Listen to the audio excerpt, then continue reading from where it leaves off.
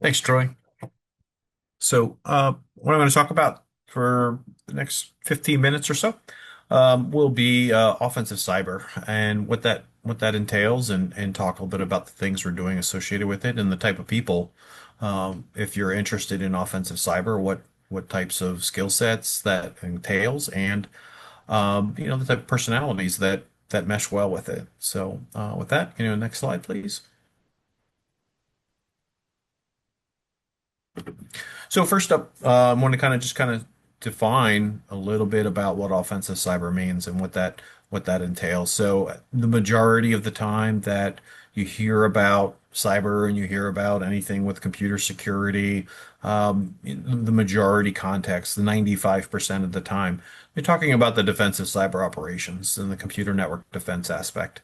I have the definitions there from multiple sources. In essence, I think when you think of cyber, you think of that defensive function we're trying to protect, which is absolutely critical to our nation, to everything that we have. We have a responsibility to defend our infrastructure. If things were to occur within the United States that would bring electrical systems down, our water systems, our information. You absolutely, would have a massive impact on our country. So, associated with all of that defense is critical. However, one of the 5% of the 95%, there is a 5% range where there are responsibilities out there for offensive cyber operations. So, offensive cyber, defined in the joint pub, is placed there. It's the cyberspace operations intended to project the power by the application of force in or through cyberspace. So, organizations within our government have what's described as Title 10, Title 50, and in the Department of Justice, there's Title 18, that there are functions that are associated with OCO as a whole, a little more on the bottom part too. So there's two pieces, as it says, the intelligence and surveillance and reconnaissance. So offensive cyber can not just be about applying force, but it can also be gathering information without the intent to cause denial, disruption, or destruction, or denial, disruption, or destruction. And so you can see, can contrast it to the application of force, often described as that manipulate, deny, disrupt, degrade, or destroy other systems. And so what might that mean in a real world environment? So if there's you can have an effect on in if at times of war, for the application of force, if you have airplanes, friendly U.S. airplanes that are about to fly into an area, and there's a requirement that radars are disabled or any of these other functionalities that you're looking for, there might be a cyber path, vice dropping bombs in those spaces. So there's a lot of thought that goes into these things. There's a lot of skill sets that are required to help make that happen. Um, Cyber Command is very vocal about this. Other organizations, that they're very sensitive about the operations that are associated with what they're doing. So, and as Troy described, clearance levels are critical. So it's exciting work. It's what drives me personally. I've always enjoyed it. If one of those things is, you really have to enjoy your job. You have to really think something is cool. This has always made me very happy, very excited all the time. I enjoy. I often tell people I have the best job in the world. I get to see a lot of these things going on, and I think it's an exciting to help and bring people into it. The aspect of that is this cool, right? We always talk about the cool factor, but some people go, it's not my thing, right? But for those that are excited by it, that have that passion, and I'll talk a little bit about that passion on the next slide too. So, um, that being those two areas being defined, we can go to the next slide. I lead our advanced cyber solutions division, and where our focus is on those customers that have the authorities to do offensive operations and ISR operations in that cyber side of the house. We've been doing this for more than 20 years. We've been supporting the intelligence community and the Department of Defense.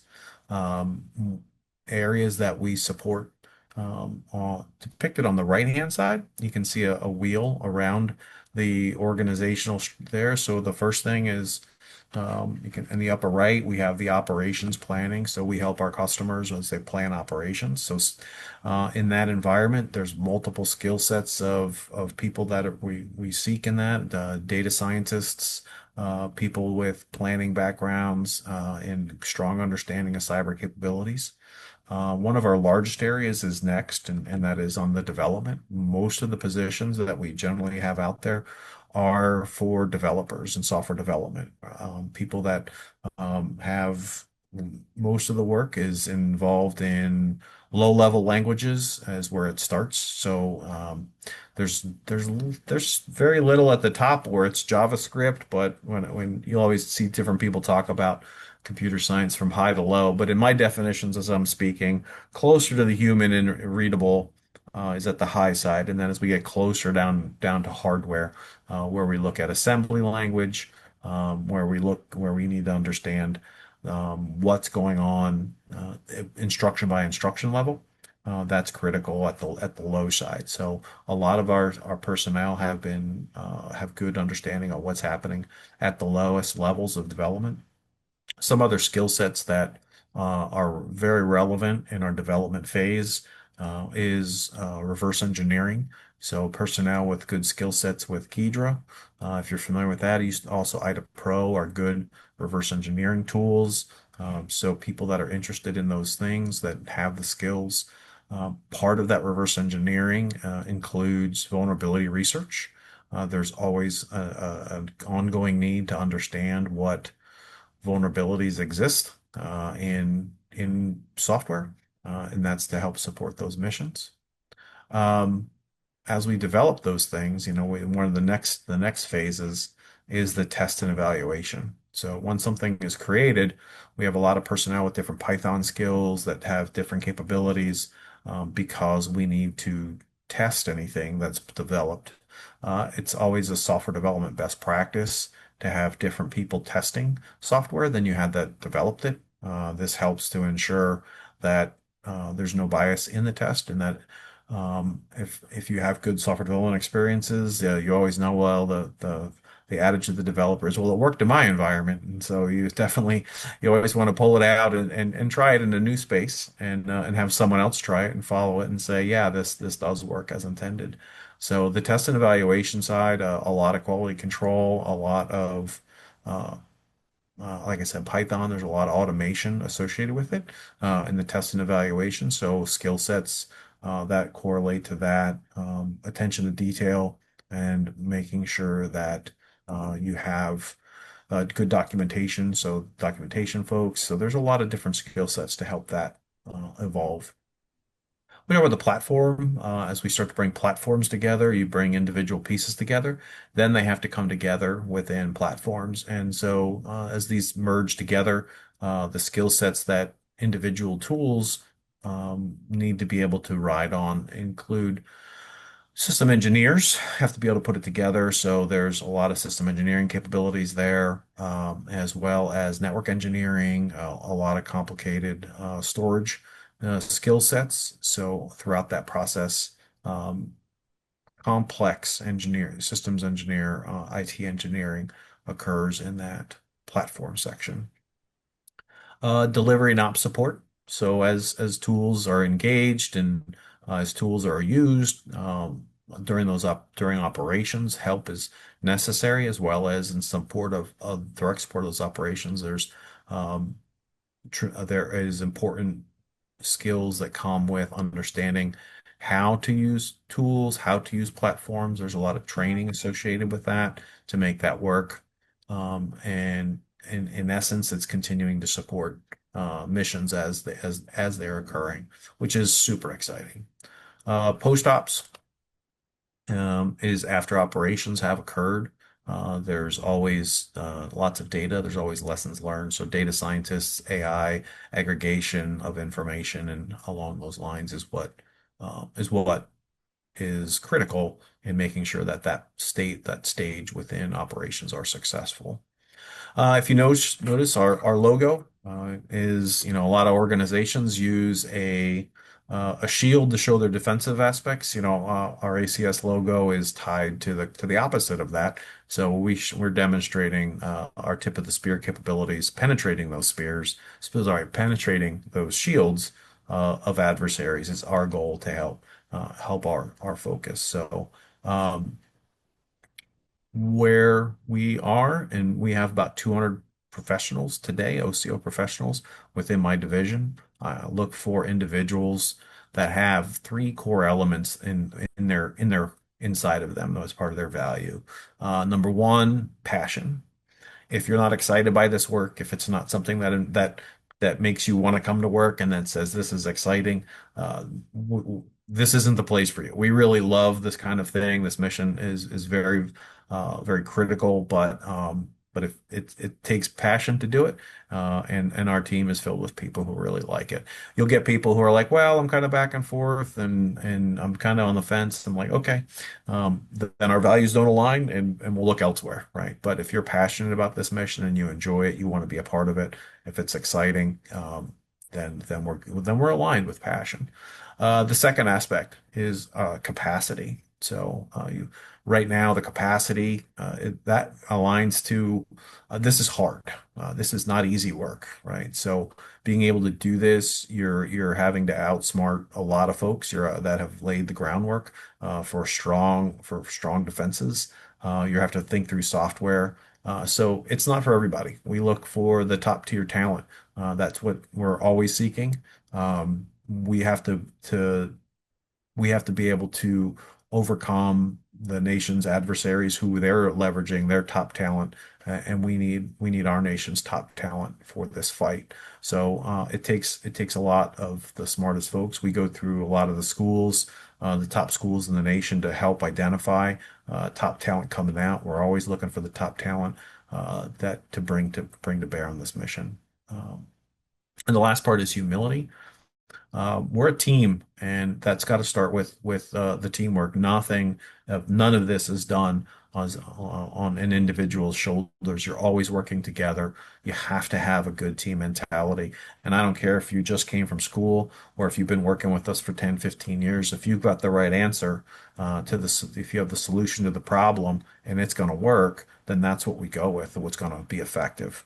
There's always trade-offs in that.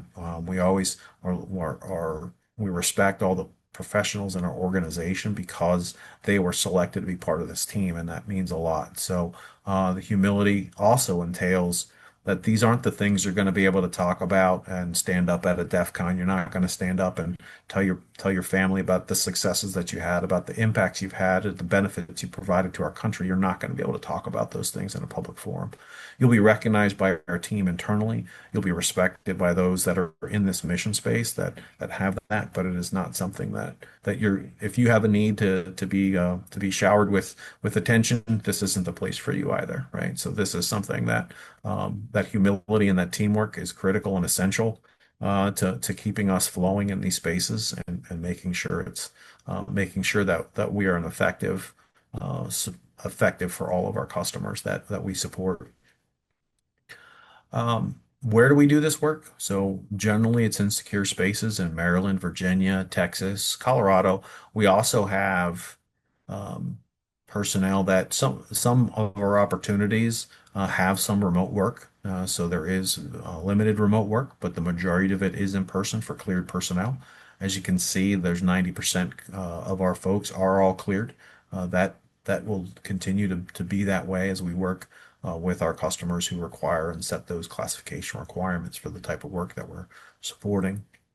One of the other notes in there is you'll see a Faraday cage. So a lot of the times is a lot of the customers, and there's Wi-Fi capabilities, there's RF capabilities, and all of those things need to be not interfered with. And so a Faraday cage helps enable us to do that development on different technologies that do not escape the environments that they're not meant to be coming from.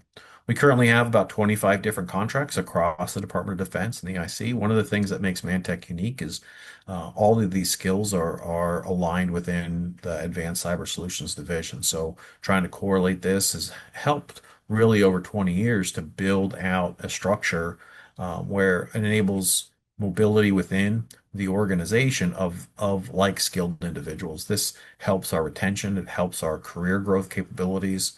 What's valuable to a lot of the individuals on our team is they may be chasing a technology for a couple of years and they're like, I really like this tech and I feel like I've mastered it. Some technical people are like, I want to only stay on this exact same thing the whole time. I am a Linux person through and through, for example, and that's all they ever want to touch, and that's great. If that's what keeps you excited, I'm all for it, right? We support that. But a lot of people in the organization are very curious. The nature of this work attracts very open-minded, curious folks because your job is often to find things that you're not supposed to look for and you're not supposed to be out there. So a lot of people want to try, well, I feel like I've mastered this technology. Let me shift over here. Or, hey, I've been doing development. Now I'd like to do some vulnerability research. Or as we move through those different skills, I support that. We found very well-rounded developers who like to shift around. We also have people who move into leadership roles as it goes through. I myself started out as a developer and transitioned into leadership and found value throughout my career in having a good balance between everything that we're doing. Um, that concludes on this slide. Can we go to the next slide, please? How do we get from someone who doesn't have those skills to getting those skills? So back in the 2009, 2008 area, we identified that the schools don't teach the skills that are necessary to be successful in these spaces. That there's a large gap in making that happen. To say, okay, hey, before someone can do this work, there are other skills that we need to bolster. We don't teach core programming. We need people to know how to do that. We expect schools, we expect people to come on board as good programmers. But we balance that though against the backgrounds of individuals and their passion, and we can push people through our training courses. We not only train ManTech people, but we train government organizations as well in this capability development of how to do CNO development. We start with a core module where we go through Python, networks, assembly, reverse engineering, and then it ends with a core crucible.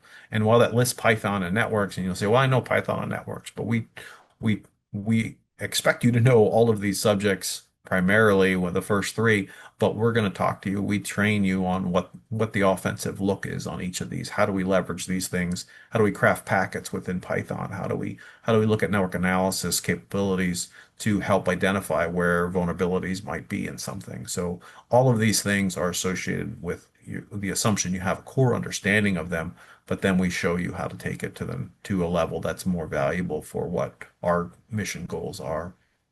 Reverse engineering requires a great understanding within assembly already, 64-bit, and we work on tools such as, as I described, Ghidra and IDA Pro, across the board. In the user mode development, we look at the systems, how the internal systems work is critical. We look at vulnerability research. We want to make sure that people know how to find vulnerabilities. What is a stack overflow? What is a heap overflow? How do we do it in 32-bit systems? How's it occurring today in 64-bit systems? What are those changes? What are the defenses in modern operating systems that try to prevent those from occurring? Applications are full of vulnerabilities. There's a lot of opportunities. There's a lot of capabilities out there available on the internet that help assess if there are vulnerabilities in software and operating systems and web browsers and lots of capabilities out there. So understanding how to use them, understanding why they work, understand how to make that happen is the fundamentals of that is being taught in our user modes classes. On the kernel mode development, that is getting under the hood of how an operating system works, how it functions, and understanding how what often is termed as malware. We're understanding how those things is how are those things created to how to so that we can make sure that the intentions are there for what's going on inside the kernel. So we know that a lot of opportunities exist there when it comes to capabilities that we develop and understanding what they do inside that, and then demonstrating and teaching how a kernel works and how things can be overwritten, tables are moved around, and from an offensive perspective. So again, we're not, there's an assumption that there's a computer science background and that we're not just teaching these things, but we're teaching then how to apply what you know and how to manipulate the information to make it go in the direction that it was never intended to go. So, next slide, please. Some of our IRAD projects that we're working on, and IRAD is some of the internal research. I cannot speak about the things that we're doing for our customers. So, but what I can talk to you a little bit about is just a taste of some of the things that we're researching. Throughout this process, throughout the process of advancing our OCO capabilities, large language models have been blossoming in their capabilities. So we've had an ongoing research project for since April 2023, where we're doing our analysis on how can we leverage large language models to speed up the development process, the vulnerability research process, as well as all the stages, including testing, documentation writing, to make it happen faster. Customers that we have need capabilities faster and faster and faster. So can we use these capabilities? Are they hype? Is it not going to work?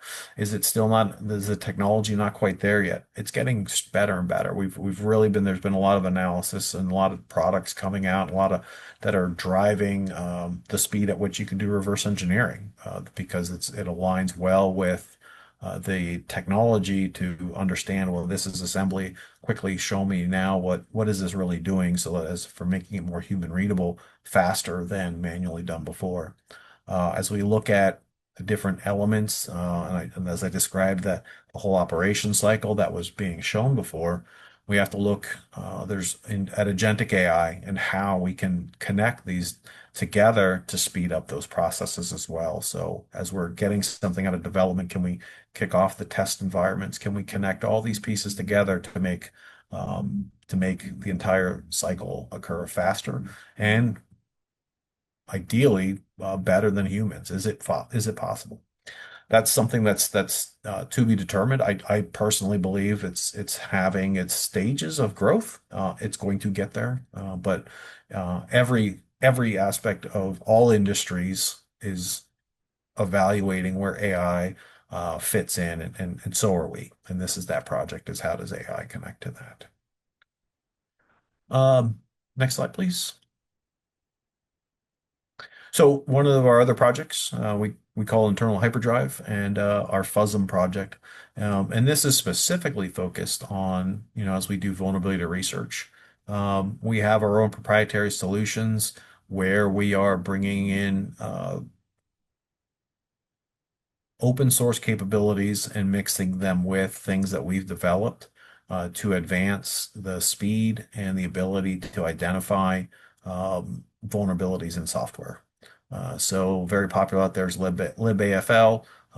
That is state of the art on the fuzzing side. When we look at tools like Kimu for the system emulation embedded targets, when we look at vulnerability research in lots of different systems, embedded systems, there are traditional operating systems like Windows and Linux. You have mobile devices, and then there are all kinds of devices that are out there that are connected to that can be simple routers to SCADA systems to any of these capabilities, and there is an inherent need to understand if there's vulnerabilities in any of those systems. So emulation can speed that process up if to know if there's vulnerabilities in there. There's always a risk in real hardware of breaking it.